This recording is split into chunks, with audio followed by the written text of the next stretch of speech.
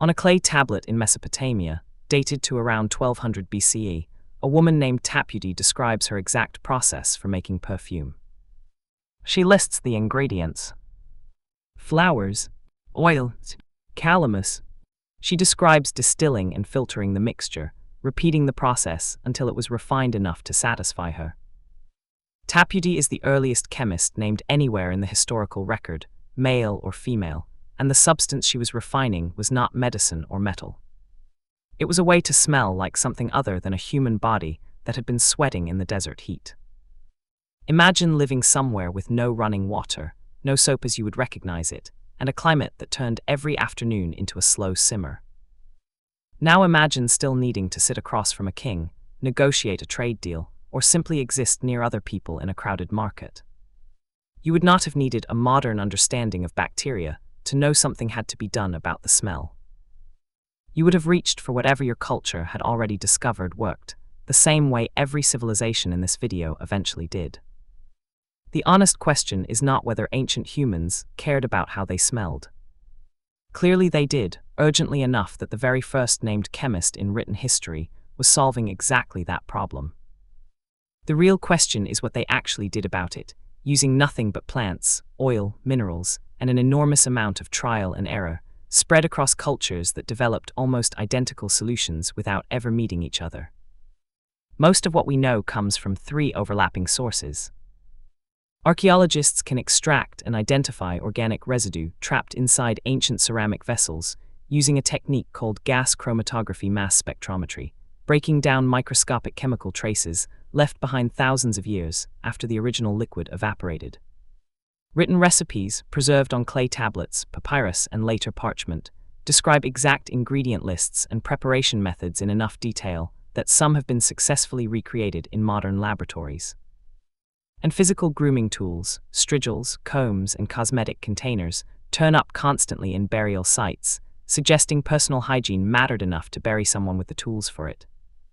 Mesopotamia, home to Tapputi, developed some of the earliest documented perfume and hygiene practices anywhere. Distillation, the process of separating and concentrating aromatic compounds from plants using heat, appears in cuneiform texts describing exactly the kind of equipment Tapputi herself would have used. The results were not simple scent, they were genuinely engineered products, refined and filtered specifically to last longer on the skin than the raw plant material ever could on its own. Tapputi was not working alone or in obscurity. Palace records from the period describe perfumers as respected specialists attached directly to royal households, valued highly enough that their formulas were considered worth preserving in writing at all. At a time when writing itself was reserved almost exclusively for administrative records, religious texts, and law. A perfume recipe earning a place on a clay tablet, next to legal codes and temple inventories, tells you exactly how seriously this problem was taken. Egypt took the same basic problem and built an entire industry around it. The Ebers Papyrus, an Egyptian medical text dating to roughly 1550 BCE, includes a specific recipe intended to reduce body odor, combining carob with natron, a naturally occurring mineral salt harvested from dry lake beds. Natron is mildly astringent, meaning it tightens skin and reduces moisture on contact, which happens to be almost exactly the mechanism modern antiperspirants still rely on today. Natron served more than one purpose in Egyptian life, which says something about how central it was to the culture's entire relationship with the body. The same mineral used to reduce body odor on the living was also a core ingredient in mummification, used to dry and preserve the bodies of the dead. One substance, 2 uses, both built around the same basic chemistry of pulling moisture out of skin and slowing down decomposition, whether that decomposition was happening slowly over a lifetime of sweating or rapidly after death. Egyptian tomb paintings frequently depict wealthy guests at banquets wearing small cones on top of their heads. Widely believed by many Egyptologists to have been made of scented wax or fat that slowly melted over the course of an evening, releasing fragrance as it warmed. Some Egyptologists now debate exactly how literal these cones were in daily life versus artistic symbolism, but the underlying cultural obsession with fragrance at social events is not in question at all.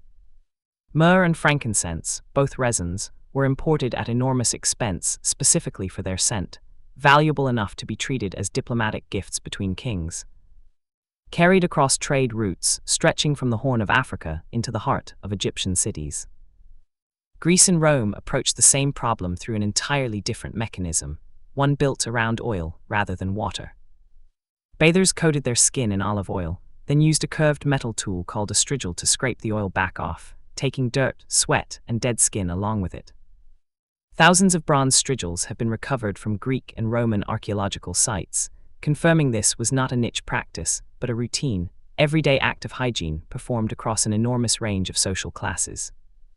Roman public bathhouses, the thermae, turned this into a genuinely massive civic institution, combining hot and cold pools, steam rooms, and oil scraping stations into buildings some cities maintained at public expense, specifically so that bathing was available to citizens regardless of wealth.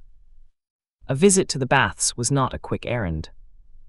It was a social event, often lasting hours, where business was discussed, gossip traded, and status quietly displayed through the quality of the oils and scrapers a person brought with them. Perfumed oils were then applied afterward, layering scent directly onto freshly cleaned skin, with wealthier Romans able to afford imported blends carrying rose, saffron, or cinnamon, while ordinary citizens relied on simpler local herbs. India developed its own parallel tradition through Ayurvedic medicine, which treated hygiene and fragrance as inseparable from overall health rather than as separate concerns. Sandalwood paste, turmeric, neem, all used both on the skin and specifically to address body odor, chosen not arbitrarily, but because each carries genuine antibacterial properties that modern laboratory testing has since confirmed.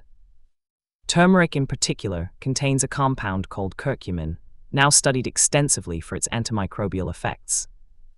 Meaning a paste applied daily for thousands of years, for reasons rooted in tradition and religious practice, happened to be doing real chemical work against the exact bacteria responsible for odor. Centuries before anyone could have explained why. Ritual bathing, often performed daily and tied closely to religious practice, meant that washing was not an occasional event, but a structured, repeated part of everyday life. Embedded directly into spiritual routine rather than treated as separate from it. Temples themselves often included dedicated bathing areas, and specific rivers were considered spiritually significant partly because of the purification bathing in them was believed to provide. Blending physical cleanliness and religious devotion into a single unified daily act rather than two separate concerns. How many independent cultures arrived at the exact same basic insight, that bacteria and sweat were the problem, without ever once being able to see either one under a microscope? How many different plants, oils, and minerals did people test before finding the ones that actually worked? How many centuries passed before anyone could explain why any of it worked at all? China developed its own layered approach to the problem, treating fragrance as something woven into daily social ritual. Small sachets filled with dried herbs and aromatic wood were worn against the body or tucked into clothing, releasing scent gradually throughout the day, functioning less like a single application and more like a continuous, slow-release system worn for hours at a time. Cloves were chewed specifically to freshen breath before addressing an emperor directly, a practice recorded in official court protocol serious enough to suggest bad breath in the wrong setting carried real social consequences. Potentially even political ones in a culture where formal audiences with the emperor followed rigid, closely watched etiquette. Bathing itself was tied closely to concepts of ritual purity, meaning cleanliness was treated as much as a moral and spiritual matter as a physical one. Certain rituals and ceremonies required a purifying bath beforehand, not because anyone believed dirt itself was spiritually offensive, but because the entire concept of approaching something sacred while unwashed was considered fundamentally disrespectful. A belief that shows up independently in religious traditions across much of the ancient world. Here is where the honest version of this story gets more complicated than a simple list of clever ancient solutions. Access to any of this was never equal. Perfumed oils, imported resins, and daily bathhouse visits were luxuries available mainly to the wealthy in most of these societies, while poorer populations relied on whatever water, ash, or local plants happened to be free and nearby. A wealthy Roman citizen visiting the Thermae daily, and a subsistence farmer on the outskirts of the same empire, were living inside two completely different versions of the same story. Even though both were nominally part of the same bathing culture, historians describe as one unified tradition. Water scarcity in certain regions and seasons made frequent bathing genuinely difficult regardless of anyone's personal preference, turning hygiene into a resource problem as much as a cultural one. A community during a drought year, or a population living in an arid region with limited access to a river or well, could not simply choose to bathe more often no matter how much they may have wanted to. Choice, in large parts of this story, was a privilege layered on top of a baseline set entirely by geography and climate. And medieval Europe, often mocked today as an era when nobody bathed at all, deserves a real correction. Bathhouses existed across medieval European cities, some quite elaborate, and personal grooming was documented in household records and medical texts throughout the period. The popular myth of universal medieval filth is largely a later exaggeration, built partly on selective reading of a few sensational sources and repeated so often it calcified into accepted fact. It is true that plague outbreaks eventually caused some physicians to wrongly discourage bathing, believing warm water opened the skin to disease, a genuine historical setback rather than a permanent baseline. That single misguided medical theory, adopted during a period of genuine crisis, ended up defining an entire era's reputation for centuries afterward, long after the theory itself had been abandoned. The connection between ancient and modern hygiene is closer than most people assume, and one detail makes that connection almost impossible to ignore. Natron, the mineral salt in that Egyptian deodorant recipe from 3,500 years ago, works by the same basic astringent mechanism as the aluminum compounds found in the antiperspirant sitting in a modern bathroom cabinet right now. Different source, different century, same fundamental chemistry, discovered independently by people who had no concept of what a chemical compound even was.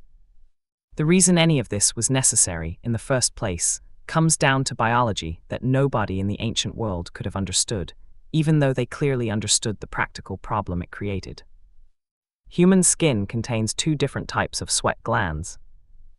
Eccrine glands spread across nearly the entire body, produce mostly water and help regulate temperature, and on their own, this sweat is close to odorless. Apocrine glands, concentrated specifically in the armpits and groin, produce a thicker, protein-rich secretion, and this is where the actual smell begins. That secretion itself does not smell strongly at all until bacteria living naturally on human skin, primarily a group called Corynebacterium, break it down and metabolize it. The smell people associate with body odor is essentially a byproduct of that bacterial digestion happening in real time on the skin's surface, meaning the odor was never really coming from the human body directly at all. It was coming from an entire invisible ecosystem of bacteria living on top of it, converting one chemical into another, continuously, whether anyone noticed or not. This system did not appear by accident. Apocrine glands are believed to have played a genuine role in chemical signaling throughout human evolutionary history, related to the same broader category of scent-based communication seen across many mammal species, where individual body chemistry can carry real biological information to others nearby. In other words, body odor was never simply a flaw to be covered up. It was, and in some sense still is, a functioning biological signal. And every single culture in this video was making a deliberate social decision to override a natural communication system rather than solving some kind of design failure. Not a defect, not a flaw, a signal layered over by choice, in civilization after civilization, for reasons that had nothing to do with biology and everything to do with what each culture considered acceptable to broadcast to the people around them. That biology does not affect everyone equally, and the difference is written directly into human genetics.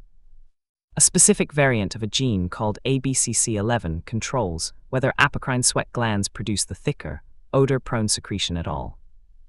Populations across East Asia carry this variant at dramatically higher rates than populations elsewhere in the world, meaning a substantial percentage of people in some regions produce very little of the compound that bacteria need in order to create noticeable body odor in the first place.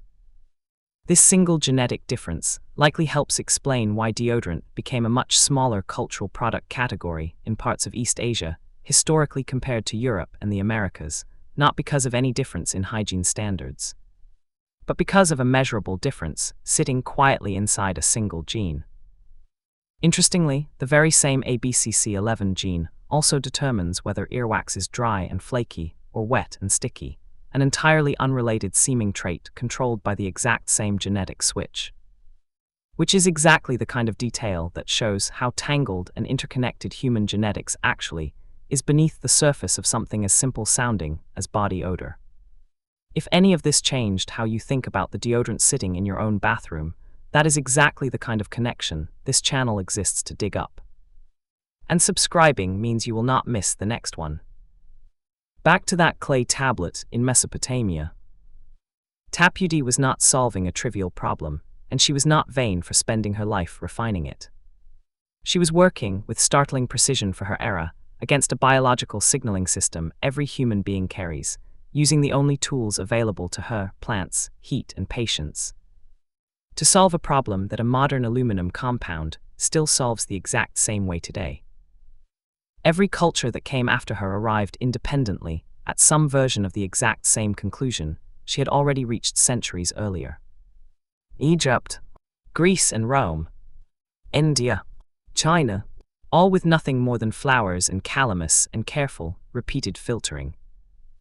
The tablet survived. The ingredients changed. The problem and the instinct to solve it never did.